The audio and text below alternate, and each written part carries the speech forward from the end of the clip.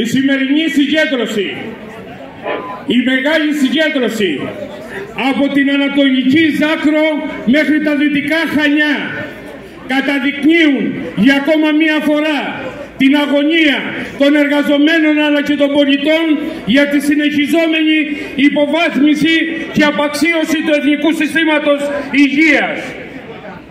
Η σημερινή συγκέντρωση για ακόμα μία φορά θα φωνάξει, θα συνεχίσει τον αγώνα. Δεσμευόμαστε και οι υγειονομικοί και οι πολίτες ενάντια στο κυβερνητικό σχέδιο του κυρίου Μητσοτάκη και του κυρίου Άδωνη για το νέο ΕΣΥ. Οι κυβερνητικοί σχεδιασμοί για το Εθνικό Σύστημα Υγείας όχι απλώς θα συνεχίσουν την υποβάθμιση, αλλά αυτό που θα φέρουν είναι η κατάρρευση του Εθνικού Συστήματος Υγείας. Δεν θα επιτρέψουμε τη συρρίκνωση, το κλείσιμο νοσοκομείων. Δεν θα επιτρέψουμε το κλείσιμο της Σιτίας, του νοσοκομείου Σιτίας. Δεν θα επιτρέψουμε το κλείσιμο του νοσοκομείου Ιεράπετρας.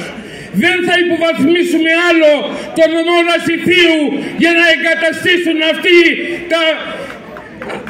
αυτό που θέλουν τα τελευταία χρόνια να το κάνουν μπαταρία της Ευρώπης στον νομό Λασιθίου. Εμείς θα αγωνιστούμε και θα συνεχίσουμε τον αγώνα πραγματικά για την αξιοπρέπεια και των εργαζομένων και των πολιτών. Οι υγειονομικοί εργαζόμενοι δεσμευόμαστε ότι θα συνεχίσουμε για ένα ποιοτικό, αποτελεσματικό, προσβάσιμο, σύγχρονο και δωρεάν σύστημα υγείας για όλους.